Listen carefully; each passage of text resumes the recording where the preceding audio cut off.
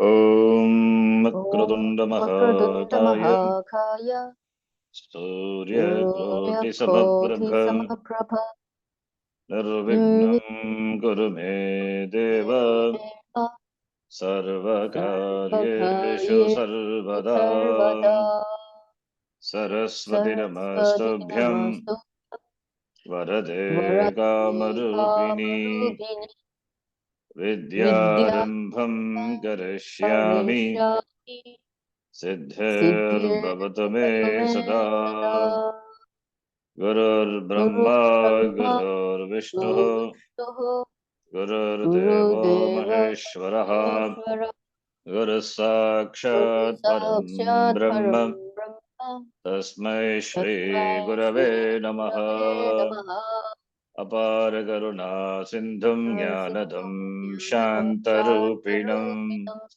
Shri Sri Chandrasekhara Chandrasekhara Gurum Gurum Pranamami Pranamami Mudanvaham Mudanvaham Yatkripaleshamatreణ Yatkripaleshamadrena pumanpurna Pumampurna prajayate Prajayate Tam Tam vande Vande brahmaviduryam sadgurum Brahmaviduryam Sadgurum chandrasekharam Chandrasekharam Om sahana Om bhavatu Sahana Vavatu Sahano Sahano Bhunaktu bhunaktu Sahaviryam Sahaviryam karavavahai Karavavahe Tejasvinavadhitamastama Tejasvinavadhitamastuma vidvishavahai Vidvishavahai Om Om Shanti Shanti Shanti Shanti Shanti Shanti Om Shri Paramatmane Namaha Om Shri Paramatmane Namaha Atha Shashtodhyayah Atha Shashtodhyayah Shri Bhagavanuvacha Shri Bhagavanuvacha Shloka number 22 Yam labdha cha param labham manyate nadhikam tataha Yam labdva cha param labam manyate nati kam tataha Yasmin sthito na dukkhena kuranapi vichalyate Yasmin sthito na dukkhena guruna bhi vichalyate tam vidya dukkha sanyoga viyogam yoga sangitam Tam vidyat dukkha sanyoga viyogam yoga sangitham सनिश्चयेन योक्तव्यो योगो निर्भिन्न चेतसा Sanishchayena yotavyo yogo nirvinna chetasa.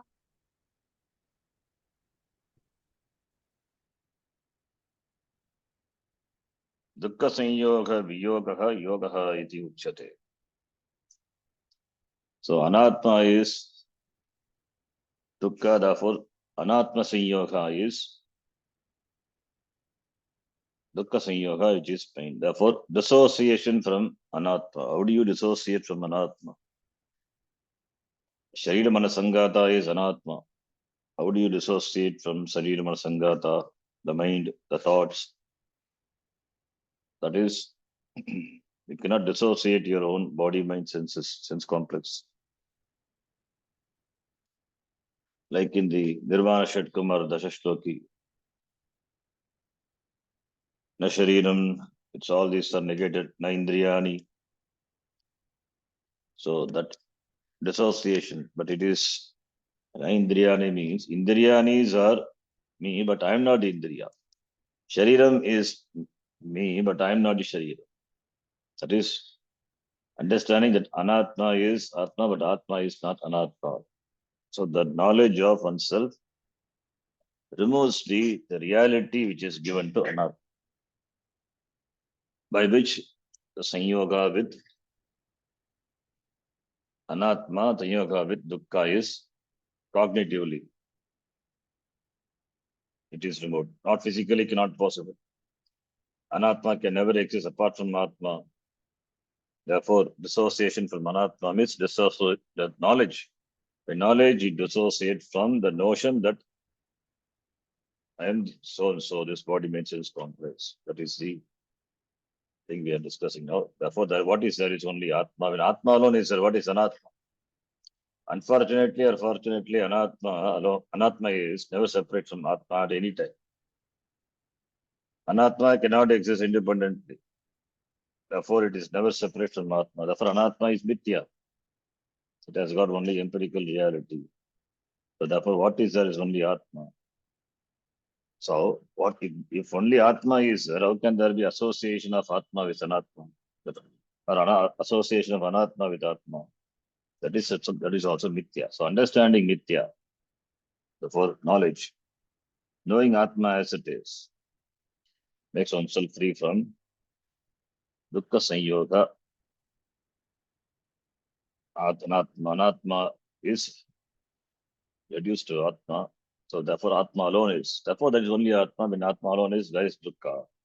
So, by knowledge only, Dukkha Sanyoga, Viyoga, Yoga, Jnana Yoga, Jnanena, Yoga, the Jivatma Paramatma Ikyam is possible. So that's what I said here. Anatma is never separate from Atma at any time. No thought, vritti, the thoughts, the mind, the thoughts occurring in the mind, vritti, manovritti, can exist apart from consciousness. This Atma. Vritti exists because of Atma. While one depends upon the other, and what depends? Anatma depends on the Atma. The other doesn't depend upon it. Atma doesn't depend on Anatma. Yoga is seeing Atma as distinct from Anatta. Yoga means seeing Atma as distinct from Anatta. It is not an Atma. Now we have a situation wherein Dukkha Sanyoga itself is not there. Unless you take the thought or any other Anatma as I. Only when you take, there is Sukha Sanyoga. This is because Anatma is not distinct from Atma. Then there is Dukkha Sanyoga Viyoga, which is more a dissociation than association. That is knowledge. The binding material could go away because since it is a dissociation, there is no possibility of the mind coming away from Atma. Whatever you are born to can go away, which is what happens with any happiness that depends on time and various other conditions. Happiness which are derived through the contacts or the sense organs, the sense objects, they depend on time and other conditions. So that can go away. But what about the association with Anatma can go away? That is why they are the causes of dukkha. What about association with Atma? Your Atma, there is no association, your Atma. So that cannot go away. Therefore, when it comes to Anatma, when the condition change, any experience, whatever it is gone. So it depends on conditions. Therefore, any experiential is definitely dependent upon or associated with conditions, and the conditions are subject to change. Therefore, the experience also will go away. But if it is not experiential, if it is more a dissociation from false association, that is why mithya, false association, then it will not go away because association itself is false. Then where is dissociation? The dissociation only in terms of knowing that association is false. This dissociation is what is called dissociation by knowledge. Jnanena yoga. So jnana yoga. The jnana yoga is defined. Yoga is jnanena viyoga. Jnana yoga, knowing Atma as not different from Brahma, Jnana yoga, Jiveshwara Aikyam. The new definition which but Bhagavan says here, Jnanena Viyogaha. Jnanena Viyogaha, dissociation from Anatma. Knowing that Atma alone is real. Disassociation from false association with Anatma. Anatma is false. Therefore, association also false. Mithya Sambandha. So that goes away by jnana knowledge. Therefore, jnana viyoga is jnana yoga. Here, there is no physical dissociation. That is very important. Otherwise, physical dissociation will cause problem. You will dissociate. You will shun the body, mind, sense complex, then you cannot shun the body, mind, sense complex. Body, mind, senses are they are the, they are required for, they are required for jnanam. Shariram khalu dharma sadhanam. They are dharma sadhana. It is not meant for denying. It has to be sadhana, the means for getting the end. So therefore, there is no physical dissociation. Even you cannot dissociate from physically. Physical dissociation only possible when body is given up, maranam only. If physical dissociation is what is required, then why first of all the janma has to be? Therefore, it is not physical dissociation. There is no physical about it. It is cognitive. It is knowing. Because anatma is atma, you cannot pull atma from anatma. How can you pull? Atma is atma. Atma is not anatma. Anatma is atma. Then how can you pull atma away from anatma? Not possible. Nor is there any necessity also to do so. Because atma is in no way involved with anatma, not connected with anatma. Atma is as it is. And anatma depends on atma. So pulling away atma from anatma, not possible, and no necessity also. This recognition, this knowledge, which is more a disassociation from association, is what Bhagavan calls yoga here. The yoga that is defined in terms of disassociation. Generally, yoga is defined as Jivatma, Paramatma, Aikyam, Jnane. Here, disassociation from Anatma, therefore association with Atma, therefore it is negative definition, Jnanena Viyogaka. May one know that dissociation from association with sorrow, sorrow means Anatma. So association with Anatma is Mithya, the false association. The false association will go away only when knowledge happens. Therefore, the knowledge is disassociation, Viveka, Janita Jnanam, Atma, Viveka. So that is yoga iti sangitaha. Tam dukkha sanyoga viyogam vidyat, he says, Bhagavan says.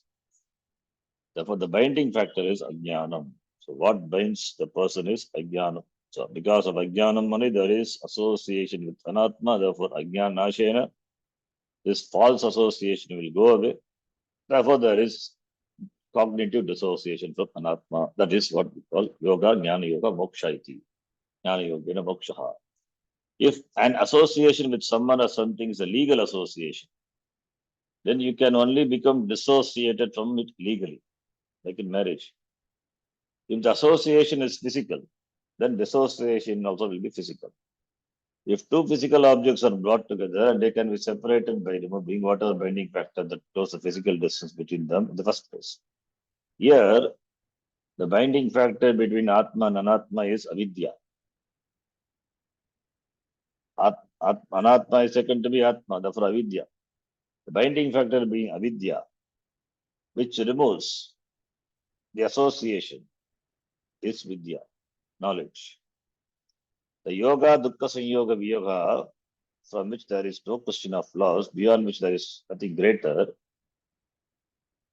yam labdva, aparam labam na manyate, adhikam, which is an end in itself, which is yourself, it's not an association. Therefore, there is no association, it is yourself. It is more a withdrawal. So the definition is withdrawal. Nivritti rupa yoga. Withdrawal from what? Dukkha. Therefore, it is easy just as it is easier to drop something than to lift it. Lifting requires prayatna, effort. What about dropping? It is easy. Therefore, dropping. Since yoga is dropping definition. This yoga is defined negatively, that is dropping of the abhimana, association with sorrow. So therefore dissociation. There's a dropping. Dropping of what? Dropping of ignorance. The only problem here is dropping happens to be dropping of ignorance. Ignorance is notional, therefore this notional ignorance is dropped. Dropping all one false notion about oneself. So that is possible only by knowledge. That is Shastra Pramanam. Shastra is only removes ajnana. Shastra doesn't produce new knowledge. Removes ajnana with regard to oneself. Therefore, all one's notions about oneself is dropped in the wake of knowledge of Atma, which is not easy to do. It's not just a matter of surrendering them unto the Lord as someone would have us think. It is a cognitive process. Erroneous notions cannot be surrendered. It has been said in the present age, so other views are negated here. It has been said that in the present age, Kali Yuga, that is Yuga, what is running here now, among the four Yugas, Yuga is Kali Yuga. Devotion is the easiest path. Bhakti, some say devotion is the easiest path in Kali Yuga because other practices are difficult. Therefore, Bhakti, iti, you simply surrender to the Lord and He will take care of everything. But how do you surrender? What do you be surrender? But how, what do you surrender? Whom do you surrender? What does it mean? Since everything belongs to the Lord, what do you surrender? The body itself belongs to the Lord. Whatever you say that, whatever you claim to be yours, everything belongs to the Lord alone, Ishvara alone. Since everything belongs to the Lord, who are you to surrender to everything? He's the one who has everything. He's the one who possesses everything. You don't possess really anything. Anything. You don't possess nothing. So therefore, what to surrender then? This is like taking your coat and then telling you that I am surrendering it to you. There is no surrendering involved here. And what are you going to surrender and where does it go? Whatever is surrendered doesn't go anywhere. It is all just remain as it is. If you surrender something to the Lord and He says thank you, fix it up and goes away, then you may have surrendered something. But God doesn't pick up anything. Therefore, you don't surrender anything. Then who is it that surrenders? Myself, you say. But how are you going to surrender yourself? This means that you want to surrender perhaps because you think your ego is a little bloated and needs to be kept in check by performing acts of surrender. But who is this I that has to surrender? I cannot surrender the I. How can I surrender the I? There has to be another I to surrender this I. If another I is there, then how can that I also surrender? It must have another I. Therefore, it will lead to infinite regression. The I that wants to surrender is the ahankara. It is a false entity. It is not aham. It is not atma. The ahankara is a notion. Therefore, it cannot go away unless you falsify it, like the Raju Sarpa, snake rope. This falsification of the ego is what is called jnanam, falsifying, understanding it is false, it is not real, dropping the false notion. The falsification of the ego is what is called knowledge, and that is surrender as well. Therefore, but all surrender is there, it is only in terms of knowledge. Otherwise, what surrender is. So, the yoga discussed here is it's also the same. That is a yoga that has to be taken nishchayena. Sa yoga nishchayena yuktavyaha should be definitely has to be practiced. Yuktavyaha practiced by you. Dropping notions about oneself is difficult because ignorance is involved. How will you drop? Therefore, ignorance has to go. At the same time, it is easy because all you have to do is destroy. That is why Upanishad, destruction. The destruction of what? The destruction of ignorance, which is only difficult when your mind is not ready, if your mind is not prepared. Trying to make a 2-year-old child understand that 1 plus 1 is 2 doesn't work because the child's mind is not yet prepared. Whereas once a child has undergone the necessary preparation, it is easy. Therefore, this is easy for the adhikari, not for the anadhikari. And how to prepare oneself to be adhikari? That's why dharmika, leading a dharmika life, living intelligently prepares the mind. Karma yoga comes into picture. Similarly, if you are already cheerful, it is easy for you to surrender that you are Brahma, that you are the whole. Samsara can give you this preparation. It can make you a fairly cheerful person if you live very intelligently. But samsara also gives you dukkha. And if you come to Vedanta to remove this dukkha, Vedanta will just become another pain in your neck. If you're not prepared, become another pain. Therefore, Vedanta is meant only for a cheerful person, not for a dukkhi, not for one who is troubled with the pain and sorrow of samsara. It's only for a cheerful person. A person has to be relatively happy person, an adequate person, yes, yeah, a person of a person having enjoying relative security, peace, and happiness. So therefore, Vedanta is only meant for a cheerful person. Because to understand that your Ananda, must be fairly cheerful. If you are Dukhi, then to know that your Ananda is not possible because already you are Dukhi. If Vedanta says you are Ananda, then you will dismiss Vedanta. Therefore, Vedanta is not an answer for the ordinary sorrows of samsara, which is why there is Karma Yoga, which includes Ashtanga Yoga and other such disciplines. For what? For preparing the mind of the person. When the mind is not ready, the Vedanta, the knowledge cannot happen. Vedanta cannot be of any benefit, any use. Therefore, for the prepared, then the self-knowledge, for the prepared one self-knowledge, when self-knowledge takes place, it becomes free. Therefore, for moksha, what is the sadhanam? Atma Jnanam alone. The false notion has to go. Therefore, Jnanam has to happen. Jnanam with regard to oneself. Therefore, self-knowledge is the only pursuit that solves all the problem of samsara. The problem of samsara is association with anatma. It's a false association. That has to go. That happens only when there is knowledge of oneself. And the knowledge, when the knowledge happens, then there is dissociation. That dissociation is what is called viyogaha, jnanena viyogaha. Self-knowledge is the only pursuit that solves all the problems. The problem is samsara. Nor does one have to have all the qualifications. Viveka, Vairagya, Shamadama, all the sadhana, chatushtaya, sampatti, and mumukshu in full measure. There is no ideal adhikari. All these qualification doesn't exist 100% in any person. It is only on paper. Like the ideal gas in chemistry. Ideal gas doesn't exist. It is only in ideal, it's only on paper. Similarly here also. Adhikaritam is always subject to improvement. Growing is always, it's always subject to improvement. There is no end to growth. So therefore only we classify the adhikari into three. Adhama adhikari, Madhyama adhikari, Uttama adhikari. Uttama adhikari one can still continue to grow till knowledge happens. One can always better oneself, prepare oneself. That be a better person. Living a life of karma yoga means living a religious life, not a secular life. A prayerful life prepares a mind for the knowledge that is Vedanta. So it prepares the mind. So preparing the mind by leading a religious life, that is called Jnana Yoga, and prepares the mind of the person for the knowledge to take place. The knowledge is Vedanta. In the wake of this knowledge, what happens? All the notions about oneself get dropped.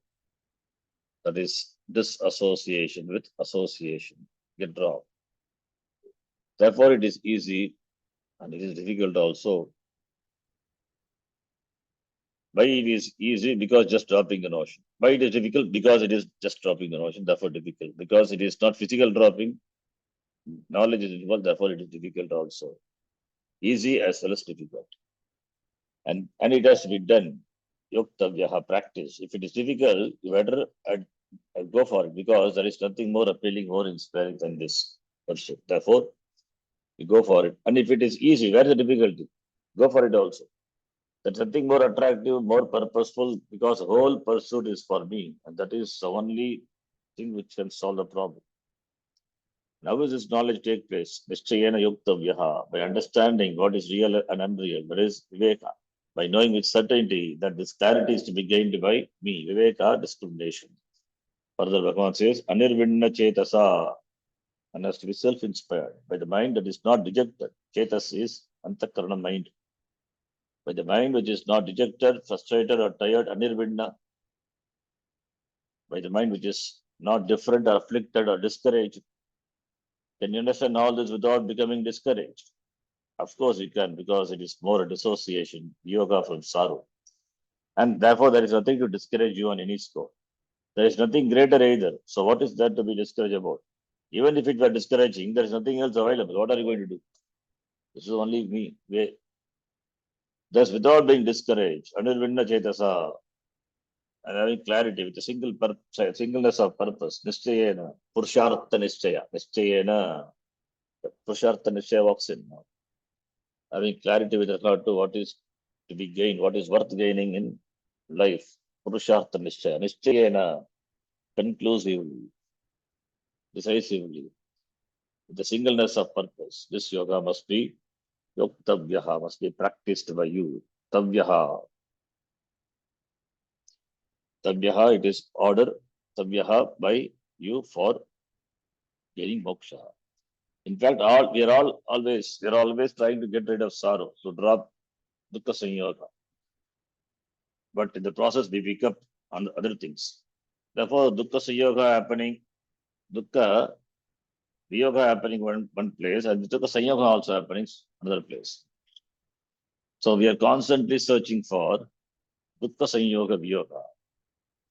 This then is a yoga that gets rid of the sorrow. So this is the only yoga by which dukkha is solved forever. Samsara is dismissed. Samsara is knocked off forever. There is no other. There is no other way. There are no other means. Thus, Bhagavan uses about yoga in the sense of yoga, about which he talks further in the shlokas which are going to come. For 24 and 25, let us read. Still more definitions about the absorption. Samadhi is given. Shloka number 24. Sankalpa prabhavan kaman stetva sarvana sheshataha. Sankalpa prabhavan kavam satyatva sarvana. Why not this Sankalpa tyaktva? prabhavan kaman stetva sarvana sheshataha.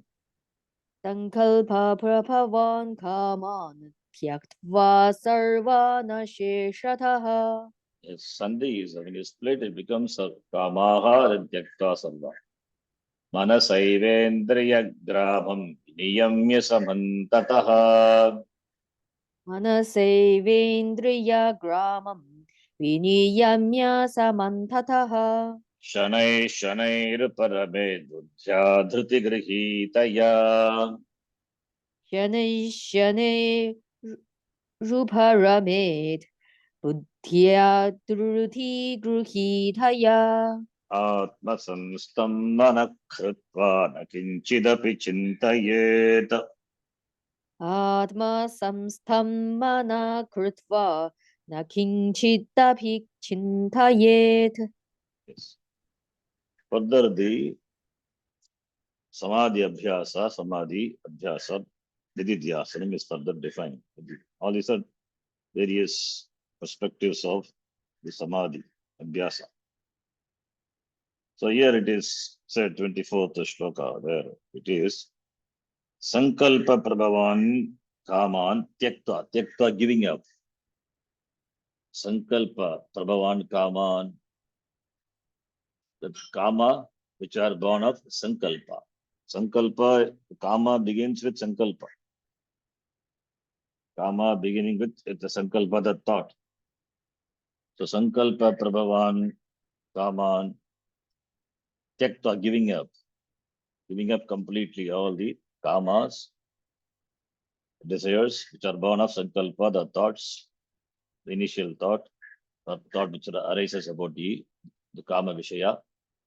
Then manasa eva indriya grama viniyamya having withdrawn. Indriya grama. Grama is not village. Grama is samuha, the entire group of sense organs. Having withdrawn. Then Shanaihi, slowly. Uparamed, Buddhya Dhriti Grihitaya. Buddhya Dhriti, by the Buddhi, which is Dhriti. Dhriti is perseverance, tenacity. So one should resolve the mind, resolve the mind in Atma. Atmasantam Manakrutva, making the mind Atmasantam, Atmani, making the mind absorb in Atma. From there, one which never moves away. Nakinchida Pichintayet, may not one think of anything else. Then the person enters into, I mean, then the person absorbed into himself. There is samadhi. Vedanta Samadhi absorbs in himself. He never moves away, sway away from oneself. Not thinking anything, facing the mind in Atma. Facing the mind is Atma is thinking, making the mind abide in the Atma, thinking about the Atma. That is Nididhyasana, Abhyasa, practice. So may one practice absorbing the mind in oneself, not thinking of anything else. That is the meaning. Sankalpa Prabhavan Kaman Tekta Sarvana Sheshataha Manasevindriya Gramam Viniyamya Samantataha completely. So giving up totally all desires, which are born of thought, Sankalpa, completely withdrawing the group of sense organs and organs of action by the mind. Indriya is both Karmendriya, Jnanendriya, Samantataha completely, Viniyamya, having withdrawn, Yam, Dhatu, withdrawn, Yama. And with the mind endowed with perseverance, Dhriti, Buddhya, Dhriti, Grihitaya, with the Buddhi which is endowed with perseverance, tenacity, may one resolve the mind in Atma. All this we are going to see. What does it mean? How do you resolve the mind in Atma? The mind has to know that Atma is real and Anatma is unreal. Mind itself, other Atma is Ahamiti. Because the knowledge has to happen, knowledge happens only in the mind. Therefore, may one resolve the mind in Atma by Nididhyasanam, contemplating on the Atma, knowing the Surupam, the nature of Atma. Of course, by the words of the Shastram. So, by that, mind is, of course, mind as a karnam is required for any knowledge to take place and with regard to Atma Jnanam also. Therefore, as in Jnanam, the mind is absorbed in the Gaya Vishaya. Here, the Gaya Vishaya is oneself. Therefore, may the mind resolve in Atma. Making the mind abide in Atma. That is the Nishtha, the Dhyanam, the Vidyasanam. May one not think of anything else. In Shloka number 23, the previous one we saw, 23, the yoga means union, which was defined as dissociation, yoga, from one's association, sanyoga, with dukkha. In other words, in the present context, the union is more dissociation than an association. So that's why it is a negative definition. Universal definition is given union, but here Bhagavan has given disunion, association than an dissociation than an association. This also association from dukkha, meaning disassociation from one's identification with Sharirana Sangata, Karyakarana Sangata. Sharirana Sangata, Karyakarana Sangata, same. So Anatma, dissociation from Anatma Abhimana. This association from this identification, which takes place only by knowledge. That is called yoga, yoga sangitam. That is yoga, jnanena viyoga, yoga iti. This then is a yoga that has to be pursued. Sa yoga yoktavyaha nischayena iti Bhagavan said in the previous shloka. Now, Bhagavan also says that this yoga can be pursued without the mind being afflicted by any sense of despair or discouragement. Anirvinna Chetasa said in the previous shloka. This is because it is more a dissociation than an association. This pursuit of knowledge is not like climbing Mount Everest. It is more like dropping a rock that you are holding in your hand because it is more dropping than climbing. Therefore, it is not as difficult as one might think. It is simply a question of disassociating oneself from one's own identity of being only so much. So much is limitation. So the sense of limitation is that from which one has to dissociate oneself. Thus, there is no cause for despair, dukkha. Having summarized what I said before in this way, now Bhagavan begins to discuss the same topic again. Why? Because this yoga is something that has to be pursued, followed. Certain problems tend to arise. Therefore, Bhagavan emphasizes certain points again and again. And in the shloka under study, he presents the same topic in a slightly different form, repeating two statements which have been made several times before.